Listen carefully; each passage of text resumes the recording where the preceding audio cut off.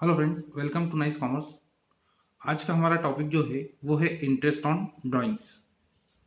तो आइए समझते हैं कि इंटरेस्ट ऑन ड्राइंग्स को किस तरह से या किस किस कंडीशंस में हम कैसे कैलकुलेट करेंगे। तो पहला है कि जब ड्राइंग्स का अमाउंट दे रखा हो बट उसका टाइम नहीं दे रखा कि हमने कब उसको विड्रॉ करा है, किस डेट पर अमाउंट विड्रॉ करा है, तो हम एवरेज बेसिस पर इंटरेस्ट कैलकुलेट करेंगे। For example, Mr. X and Mr. Y started partnership on 1st April 2020 with a capital of rupees 2 lakh and 1 lakh 50,000 respectively. He withdrew rupees 24,000 and 20,000 for personal use during the year. If interest on drawing is 10%, find out the interest on capital, interest on drawings. अब इस question में drawings की date mention नहीं है कि किस particular date पर drawing किया, इसलिए हम लोग एवरेज कैलकुलेट करेंगे। एवरेज का मतलब है 6 मंथ के बेसिस पर।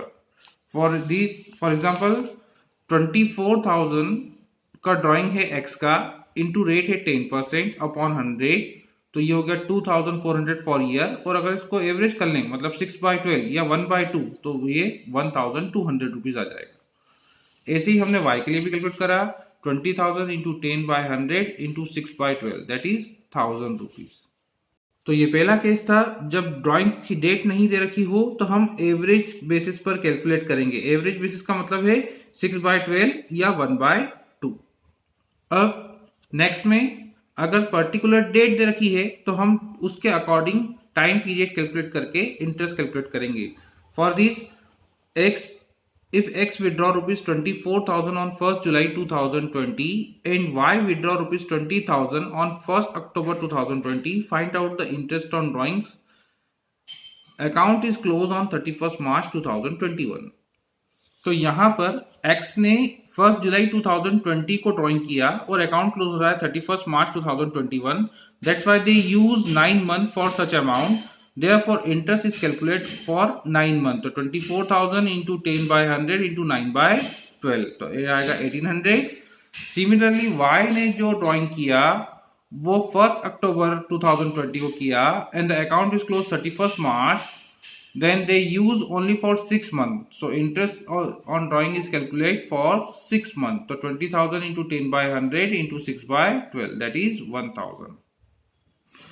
अब नेक्स्ट है कि अगर ड्राइंग्स का अमाउंट डिफरेंट है विथ डिफरेंट डेट्स, मीन्स अलग अलग डेट पर अलग अलग अमाउंट विड्रॉ किया है, तो उस कंडीशंस में हम लोग प्रोडक्ट मेथड यूज करेंगे। For this calculate interest on drawings if rate of interest of drawing is 12% per annum. जैसे यहाँ पर आप देखिए एक्स ने मई 1st 2020 को विड्रॉ करा 2,000 रुपीज, देन 1st अगस्त 2020 3,000 रुपीज, देन 1st नवंबर 2020 1,000 रुपीज, देन 1st जनवरी 2021 2,000 रुपीज। सिमिलरली वाई ने भी अलग अलग डेट पर अलग अलग अमाउंट विड्रॉ करा है, तो इस कंडीशन में हम लोग प्रोडक्ट मेथड यूज करेंगे।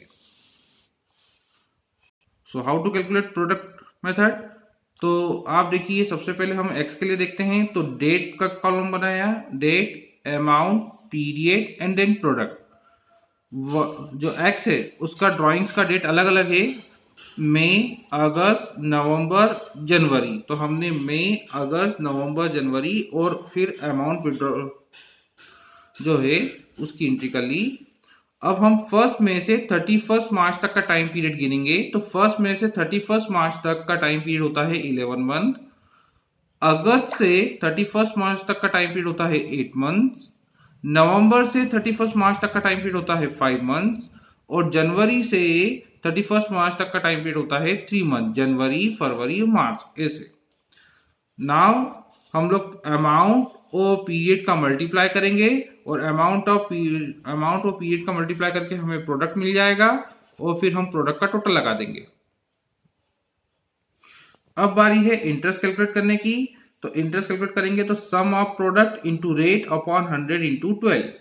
तो सम ऑफ प्रोडक्ट हो गया 57,000, ये यहां से आया था सम ऑफ प्रोडक्ट 57,000। तो 57,000 इंटू रेट 12% अपॉन 100 अपॉन में 12 इंटू 12, इसको सॉल्व करेंगे तो इंटरेस्ट ऑन ड्राइंग आएगा 5,700। अब ऐसे ही हम y के लिए कर लेते हैं। वाई की डेट, अमाउंट, पीरियड और प्रोडक्ट। ये वाई की डेट थी अप्रैल, जून, सितंबर, दिसंबर। अगर यहाँ पर 15 दिसंबर हो तो आपको उसके हिसाब से देखना होगा कि कितने दिन हो रहे हैं, और अगर हाफ ईयर है तो 0.5 लेके कंसिडर करेंगे। तो हमने डेट लिख ली, अमाउंट लिख लिया, फिर इस डेट से ईयर एंड तक 31 मार्च तक काउंट करेंगे और पीरियड कैलकुलेट करेंगे कितने टाइम तक हमने उस फंड को यूटिलाइज किया है।